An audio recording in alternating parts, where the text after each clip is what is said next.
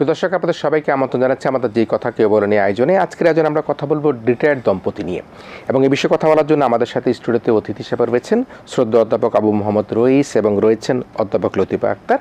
তারা দুজনেই স্বামী স্ত্রী এবং তারা দুজনেই দম্পতি, এবং এই দম্পতি তাদের কর্মময় জীবন শুরু করেছিলেন কুমিল্লা ক্যাডেট কলেজ থেকে। পরবর্তীতে তারা Rangpur cadet college, Mirzapur cadet কলেজের শেষে এসে পাবনা ক্যাডেট কলেজে তাদের 33 বছরের কর্মময় জীবন থেকে তারা রিটায়ার্ড করেছেন। আজকে আমরা কথা বলবো এই সুখী দম্পতির সাথে।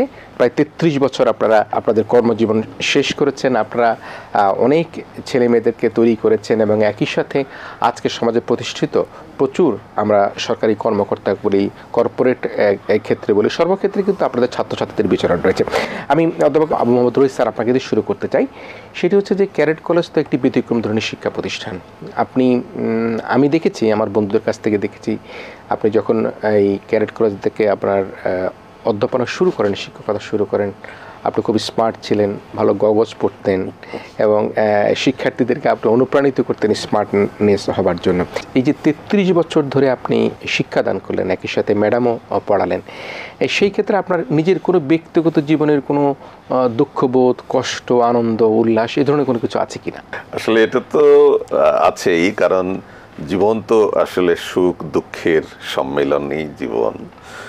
তো এটা আছে। তো প্রথম যেটা ছিল যে আমি ক্যাডেট কলেজ সম্পর্কে আমার কোনো ধারণা ছিল না চাকরি করার আগে, কারণ আমি নিজে ক্যাডেট কলেজের ছাত্রও ছিলাম না, আবার সে সুযোগও হয়েছিল না। কিন্তু ক্যাডেট কলেজে যোগদানের পরেই আমাদের ওই কলেজটা নতুন ছিল, কুমিল্লা ক্যাডেট কলেজ। তখন ওই কলেজে কোনো ছাত্র ছিল না, প্রজেক্ট পিরিয়ড। তো প্রথমে আমাদের মানে সুস্পষ্ট ধারণাও হয় নাই। পরবর্তীকালে যখন ক্যাডেট আসলো, আমরা সত্যিকার অর্থে ক্যাডেট কলেজের যে আবহ সেটা পেলাম, তখন দেখলাম যে ক্যাডেট কলেজের যে ব্যস্ততা এবং একজন শিক্ষকের শিক্ষাদানের বাইরেও অনেক ব্যস্ত থাকতে হয় এবং অনেক দায়িত্ব পালন করতে হয়, সেখানে কিছুটা প্রথমে একটা হতাশা এসছিল। শিক্ষকতা করব, কিন্তু এত ব্যস্ততা, এত দায়িত্ব কেন? শিক্ষকতা করবই এই জন্য যে নিজে একটু পড়ালেখার সুযোগ পাবো, একটু রিল্যাক্স একটা লাইফ পাবো, কিন্তু ক্যাডেট কলেজে সেই সুযোগের আসলে খুবই কম। তো এখানে প্রথমে একটু হতাশা আসে, দুঃখও আসে।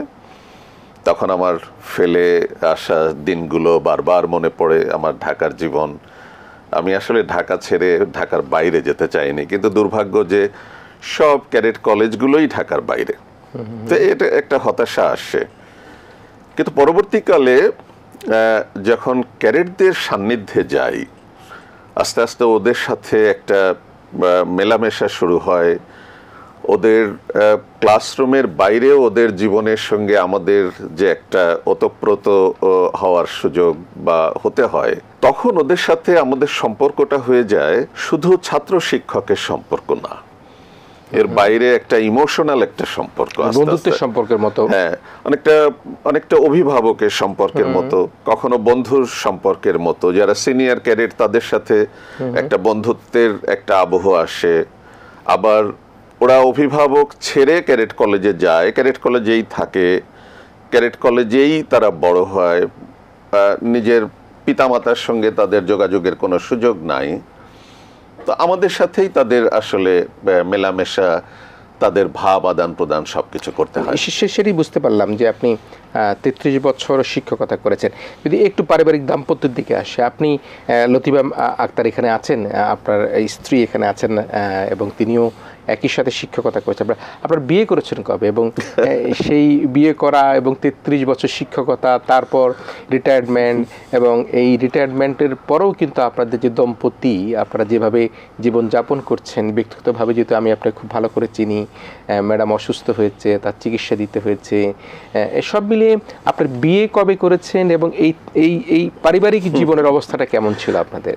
আসলে এটা খুব কাকতালীয় এবং খুব মজারই আসলে একটা ঘটনা যে আমাদের বিয়ে এবং চাকরি দুটো, ক্যাডেট কলেজের চাকরি দুটো প্রায় একই সাথে শুরু। আমরা 1984 জানুয়ারির 6 তারিখ আমাদের বিয়ে হয়, আর 15 তারিখে আমরা কুমিল্লা ক্যাডেট কলেজে যোগদান করি। 2 সপ্তাহও না, 1.5 সপ্তাহের পরেই আমরা ক্যাডেট কলেজে যোগদান করি। এবং ওখানে আমাদের তখন তৎকালীন প্রতিষ্ঠাতা প্রিন্সিপাল ছিলেন কর্নেল আনোয়ার। উনি বলতেন যে তুমি করে বলতেন, আমাদের ছোট ভাইয়ের বোনের মতো আমাদের দেখতেন। বলতেন যে তোমাদের একটা লং হানিমুন হয়ে যাবে। তো তাই আসলে শুরু হয়েছিল। আমরা ক্যাডেট কলেজে যোগদান এবং আমাদের বিয়ে একই সময়ে হয়েছে এবং ওখান থেকেই আমাদের আসলে যাত্রা শুরু দাম্পত্য জীবনের। বিয়ের কথা শুনলাম, এটি কি আপনাদের ক্যাডেট কলেজে যোগদানের আগেই কি আপনাদের বিয়ে সেটেল করা ছিল, বা কিভাবে এই বিয়েটা? আমরা সহপাঠী। আচ্ছা, সহপাঠী পরিচয় তো আগেই ছিল। আচ্ছা। আর পরিবার থেকেও আনম্যারিড অবস্থায় ক্যাডেট কলেজে আসতে দিবে না, আচ্ছা, এটাও একটা বিষয় ছিল। আর আমাদের একসাথেই চাকরি হয়েছে যোগদানের জন্য, সেই জন্য পারিবারিকভাবেই বিয়েটা হয়েছে। তারপরে আমরা এসছি ক্যাডেট কলেজে। 33 বছর শিক্ষকতা, এবং আমি জানি না আপনাদের বিবাহিক কত বছর হলো স্যার? দুজনের বিবাহিক সময়ের কাল কত? 40 বছর। 40 বছরের দাম্পত্য জীবনে আজকে আপনারা রিটায়ার্ড অবস্থায় আছেন। আপনার কাছে কি এরকম কোনো স্মৃতি মনে পড়ে যে মনে হয় যে এখন আপনি রিটায়ার্ড করার পরে সেই পুরনো সময়টা আপনার কাছে মনে পড়ছে, বা সেই সময়টার কথা আপনার স্মৃতিতে আসছে, এরকম কোনো কিছু কি মনে পড়ে আপনার?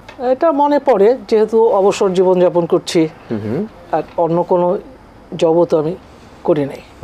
তার মধ্যে অসুস্থতা গেল, মাঝে মাঝেই সেই আগের জীবনের কথা মনে পড়ে।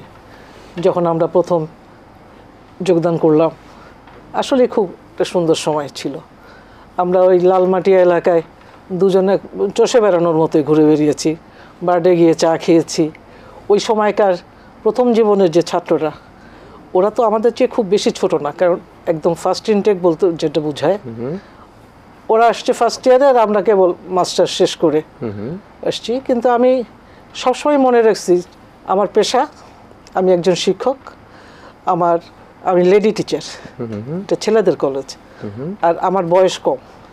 এই সবগুলো মিলিয়ে আমি একটা খুব সুন্দর সময় কেটেছি, যার জন্য এটা মাঝে মাঝে মনে পড়ে। বিভিন্ন স্মৃতি, কিভাবে ছেলেদেরকে আমরা তৈরি করেছি বিভিন্ন প্রতিযোগিতার জন্য, ক্লাসরুম টিচিং, এই আমাদের সন্তানদের জন্ম সেখানে, সব মিলে প্রথম জীবনটা খুব সুন্দর করেই মনে পড়ে। রিটায়ার্ড করার পরে কি আপনার কখনো মন খারাপ লাগে যে আপনি রিটায়ার্ড করে গিয়েছেন, বয়স হয়ে গিয়েছে কিনা, এই ধরনের কোনো কিছু মন খারাপ লাগে কখনো আপনার?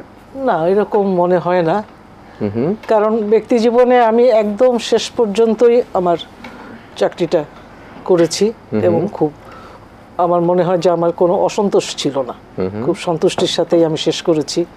আসার পরেও যে জীবনটা আমি যাপন করছি, আল্লাহর রহমত এটা বলবো, অবশ্যই কোনো হতাশা কাজ করেনি। আমি আমার সুন্দর করে আমি পড়তে পছন্দ করি, পড়াটাই আমার নেশা। আমি যখন অন্য কোনো বই পেতাম না, তখন আমি ডিকশনারি পড়তাম বসে বসে, এক পেপার পড়া হয়ে গেলে আবার উল্টে পাল্টে পড়তাম। এখন বাসাতেও অবসর সময়টা বই পড়ি, আমি বরাবরই নামাজ কালাম পড়ি, এখন আর একটু বেশি সময় দেই তার পিছনে। তারপরে যে ঘুরে বেড়াই, আমি আমার স্বামীর জন্য রয়েছে, আমরা তো যথেষ্ট ঘোরাঘুরি করি দেশে বাইরে সব জায়গায়, তো সব মিলে কোনো দুঃখবোধ কাজ করে না।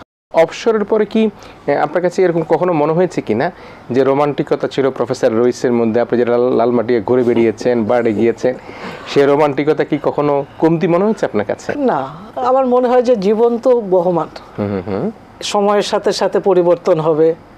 এক সময়ের যা খুবই পছন্দের, এক সময় সেটা একদম পছন্দের প্রথম তালিকায় থাকবে না। ওই রোমান্টিকতা নিয়ে এখন এই বয়সে আই এম রানিং 68, তো ওরকম কাজ করে না, তবুও নিজের অন্তরঙ্গতা, ভালোবাসা সবকিছু কিন্তু অটুট আছে, সবকিছু আছে। তার সাথে সন্তানদের যে কাছে পাওয়া, ইয়ে করা, আর ছাত্ররাও তো সন্তান তুল্য। আমি যে কথাটা আগেও বললাম যে ওই বয়সে আমার কিন্তু ওই বয়সী সন্তান থাকার কথা ছিল না, বাট আমি সবসময় একটা মানে মায়ের মতো ভূমিকা পালন করেছি, যেটা আমার ছাত্ররা এখনো মনে করে এবং একসাথে হলে তারা বলে।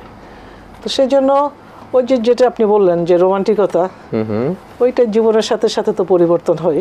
রোমান্টিকের ধরন পরিবর্তন হয়। ধরন পরিবর্তন হয়। আগে হয়তো বা হাত ধরে হাঁটতেন, এখন হয়তো বা চায়ের কাপ বারান্দায় বসে চায়ের যে কাপ আর খাচ্ছেন। আবুর অবশ্যই খুব কেয়ারিং মানুষ। জি জি জি। যে কেয়ারটা আপনারা তো জানেন, আমি যথেষ্ট অসুস্থ ছিলাম এবং পুরো একটা বছর যেভাবে উনি আমার কেয়ার নিয়েছেন, যে যত্ন নিয়েছেন, এগুলো মানে রোমান্টিক বলতে যা বোঝায় সেটা না, কিন্তু জীবনের এই অধ্যায়ে এটাও একটা বড় পাওয়া।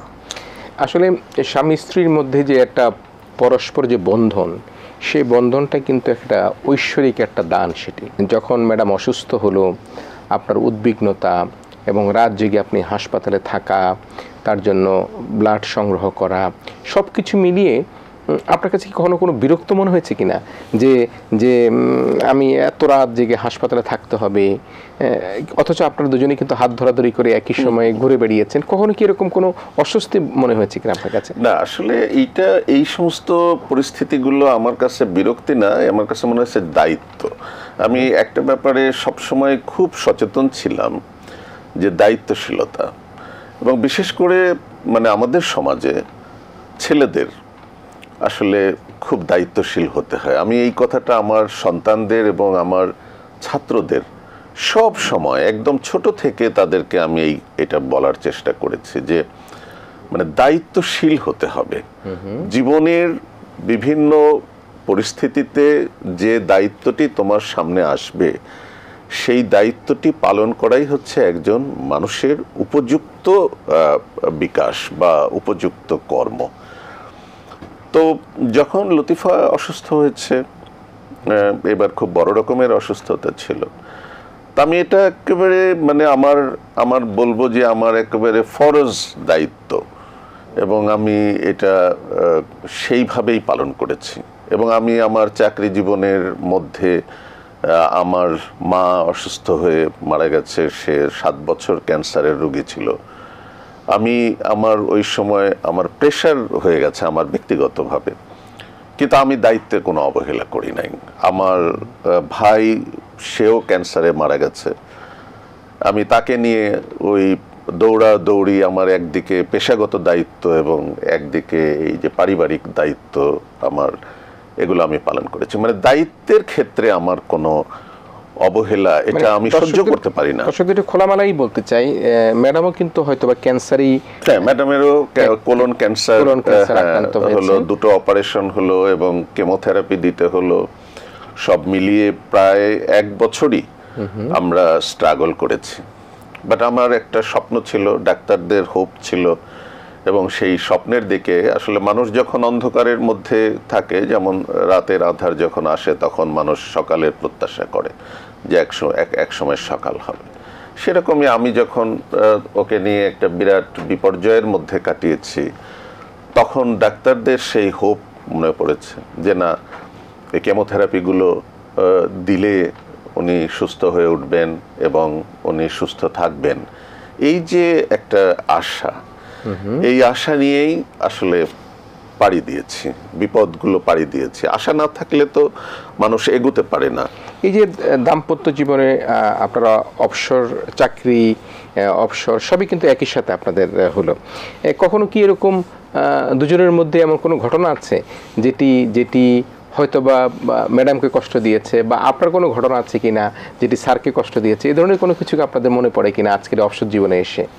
আসলে আমি সত্যি বলতে কি, যে আমি অবসর জীবনটাকে খুব এনজয় করছি। আমি চাকরি জীবনটাকে কখনো এনজয় করেছি, কখনো খুব চাপের মধ্যে থেকেছি, এবং চাকরি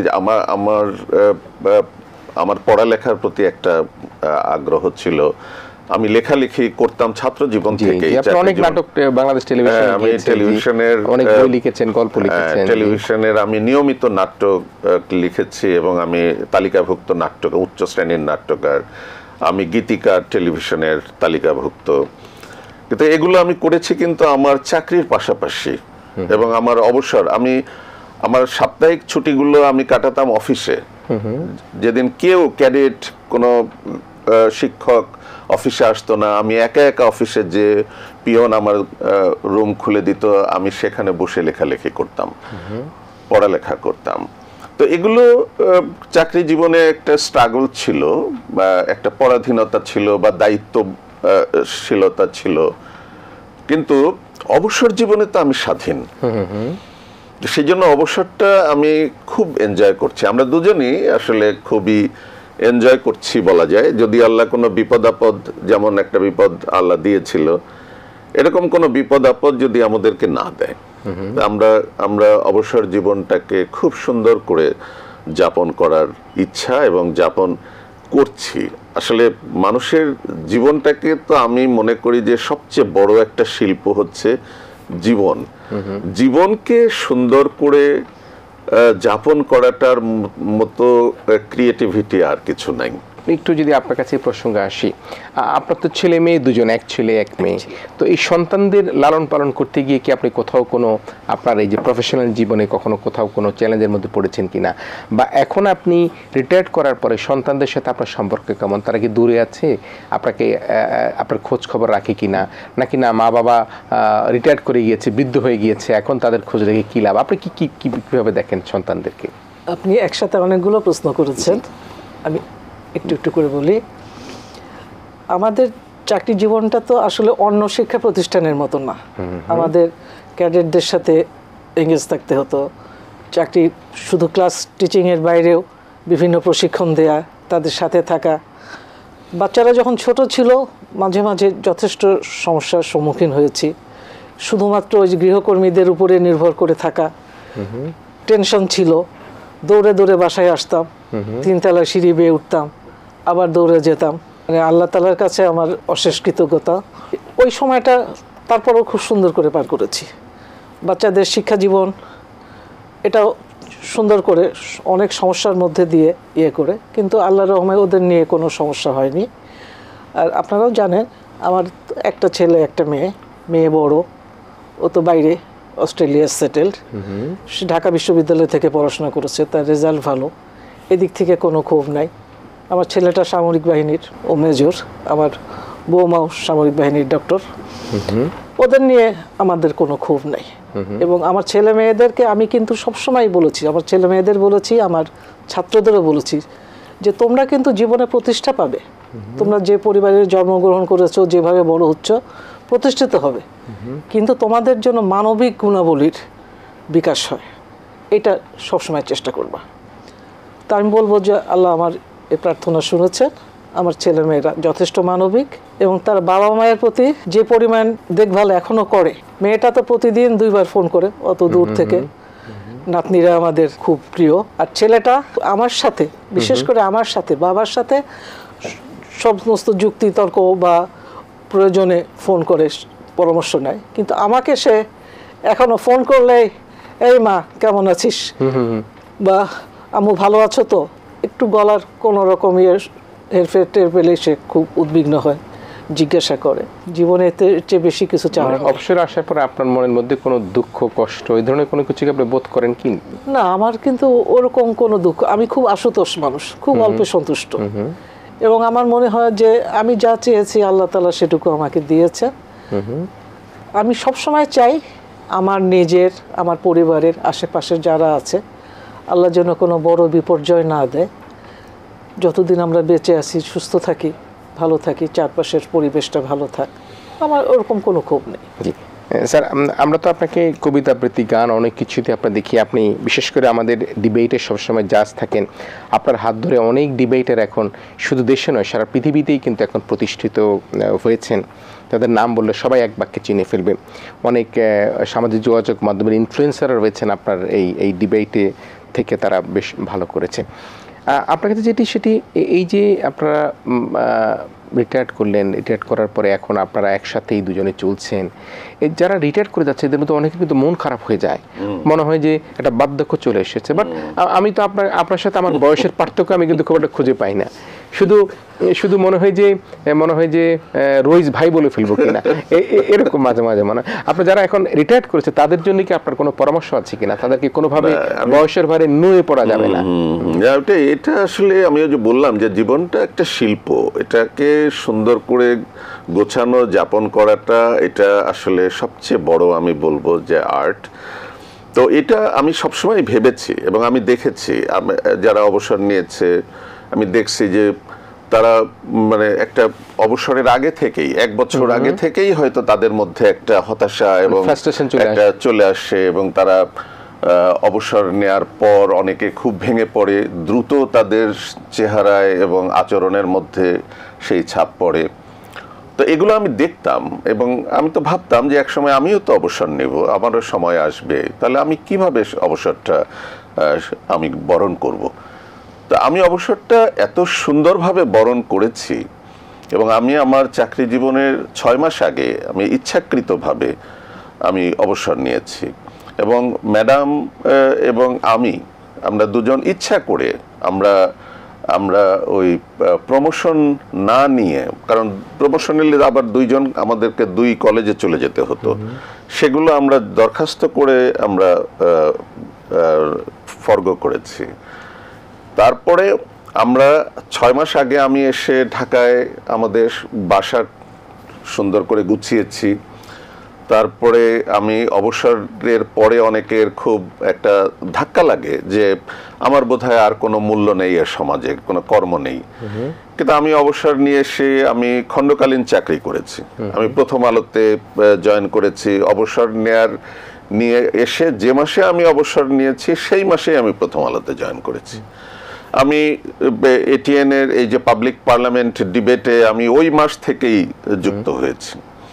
আমি একটা এডুকেশন প্রোগ্রামে যুক্ত হয়েছি এবং এগুলো আমি এই জন্যই যে না, আমি অবসরের পরে ফুরিয়ে যাই নাই, কিন্তু আমি রুটিন মাফিক কোনো জবে যাই নাই।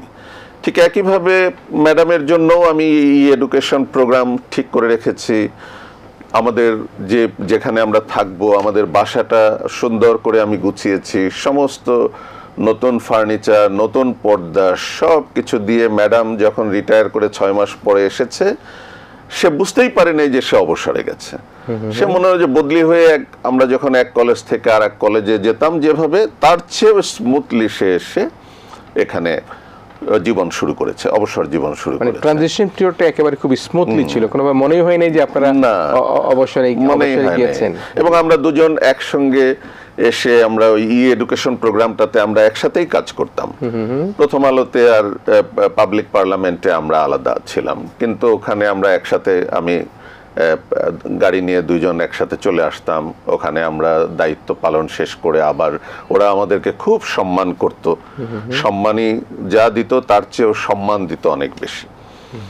তো আমরা বুঝতেই পারি নাই যে অবসরে আমরা। সুতরাং যারা অবসরে যাচ্ছেন বা অবসর গ্রহণ করে ফেলছেন, তারা কোনোভাবে বিষণ্ণ হবার কোনো কারণ নাই। অবসরটাও কিন্তু একটা এনজয় করার একটা সময়। এটাই তো আসলে, মানে দায়িত্ব যতদিন ছিল রুটিন মাফিক, ততদিন তো আসলে এনজয় করার সময়ই হয় নাই। আর সে পারিবারিক দায়িত্ব, তখন বাচ্চারা ছোট থাকে, আবার এদিকে প্রাতিষ্ঠানিক দায়িত্ব এবং বিরাট একটা রুটিন। আপনি কখন বিনোদন করবেন, কখন আপনি আপনার ইচ্ছা, আপনার শখ এগুলো পূরণ করবেন, সেই সুযোগ তো হয় নাই। সেই সুযোগটাই অবসরে এসে মানুষের গ্রহণ করা উচিত। যেমন আমি কিন্তু এই বয়সে এসেও ড্রাইভ করি, নিজে ড্রাইভ করি, এবং ড্রাইভটা আমি শিখেছি আমার অবসরের ঠিক 1 বছর আগে। আচ্ছা। এবং সেটাও আমার জীবনের একটা স্বপ্ন ছিল, ইচ্ছা ছিল। এবং এটারও একটা কারণ যে অবসর জীবনে মানুষের সবচেয়ে বেশি যেটা হয় যে আত্মবিশ্বাস, অনেকে আত্মবিশ্বাস হারিয়ে ফেলে। তা আমি যখন ড্রাইভ করি আমি কিন্তু আত্মবিশ্বাস ফিরে পাই। এটা আমার একটা, বলা যায় যে আমার এই অবসর জীবনের একটা থেরাপি। এবং ড্রাইভ করার মধ্য দিয়ে আমি যখন আত্মবিশ্বাস ফিরে পাই যে না, আমি ফুরিয়ে যাইনি এবং আমি অক্ষম হয়ে যাইনি, এই বিশ্বাসটা আমি ফিরে পাই। এবং সেটা খুব সুনির্দিষ্টভাবে, সুন্দরভাবে গুছিয়ে নিজের পছন্দ, নিজের ইচ্ছা, নিজের শখ পূরণ করা আমার মনে হয়। আমরা একেবারে অনুষ্ঠানের শেষে চলে এসেছি, যে আমি কি আপনার কাছ থেকে কোনো গান বা কবিতা আপনারা দুজন মিলে যদি একটু শোনাতে চান, তাহলে আজকে যারা অবসরে আছেন তারা যে মনে করবেন না, এই যে অবসরপ্রাপ্ত একজন যুগল আমরা নিয়ে এসেছি, রিটায়ার্ড দম্পতিকে নিয়ে এসেছি, তারা যে কত আনন্দের মধ্যে আছে, তারা দুজন যে এখনো ভালোবাসায় একে অপরকে মিলে দিচ্ছে, সেটি একটু আমরা একটু জানতে চাই। যদি দুজনে কোনো একটি গান বা কবিতার লাইন আপনারা যদি বলেন একসাথে, তাহলে সেটা দিয়ে আমরা শেষ করতে চাই। আমি আসলে গানের চর্চাটা করতাম, ছাত্র জীবন থেকেই করতাম, এবং আমি বিশ্ববিদ্যালয়েও আমি হলে চ্যাম্পিয়ন ছিলাম। আচ্ছা। কিন্তু এখন পরবর্তীকালে সেই গানের চর্চাটা রাখা হয় নাই। আবৃত্তির চর্চাটাও তো ছাত্রদেরকে আবৃত্তি শেখানো, তাদের বিভিন্ন সাংস্কৃতিক অনুষ্ঠান সাংগঠনিক দায়িত্ব পালন করা, এগুলো তো আমাদের পেশাগতভাবেও করতে হয়েছে, আর শখ তো ছিলই। তো ওই শখটাই এখনো বলা যায় আছে, উপযুক্ত চর্চার অভাব আছে। তবুও আমি একটা কবিতার হয়তো কয়েকটা লাইন বা একটা গানের কয়েকটা চরণ আমি একটু শোনাতে পারি। মরিতে চাহি না আমি সুন্দর ভুবনে, মানবের মাঝে আমি বাঁচিবারে চাই। এই সূর্য করে এই পুষ্পিত কাননে, জীবন্ত হৃদয় মাঝে যদি স্থান পাই। তা যদি না পাই তবে বাঁচি যতকাল, তোমাদেরই মাঝখানে লোভী যেন ঠাঁই। তোমরা তুলিবে বলি সকাল বিকাল, নব নব সঙ্গীতের কুসুম ফুটাই। হাসি মুখে নিও ফুল, তারপর হায় ফেলে দিও ফুল, যদি সে ফুল শুকায়। রবীন্দ্রনাথের প্রাণ কবিতা। এটা রবীন্দ্রনাথ খুব অল্প বয়সে লিখেছিল, এবং মাত্র 13 বছর বা 14 বছর বয়সে তিনি এই কবিতা লিখেছিলেন, যে আমি এই পৃথিবী থেকে মরতে চাই না। আরেকটা গানের কয়েকটা লাইন বলি, সেটা হচ্ছে যে এই জীবনে এসে, অবসর জীবনে এসে বারবার পেছনের কথা মনে পড়ে, স্মৃতিকাতর হতে হয়। এটা বোধহয় এই বয়সের একটা ধর্ম, প্রত্যেকেরই অতীতটা খুব টানে, ফেলে আসা জীবনটা খুব টানে। তো সেই জন্য ওই ফেলে আসা জীবনকে নিয়ে রবীন্দ্রনাথেরই একটি গান আমার খুবই প্রিয়, আমি সেখানে 4টি চরণ বলছি। তুই ফেলে এসেছিস কারে মন, মন রে আমার। তুই ফেলে এসেছিস কারে মন, মন রে আমার। তাই জনম গেল শান্তি পেলি না রে মন, মন রে আমার। যে পথ দিয়ে চলে এলি, সে পথ এখন ভুলে গেলি রে। কেমন করে ফিরবি তাহার দ্বারে মন, মন রে আমার।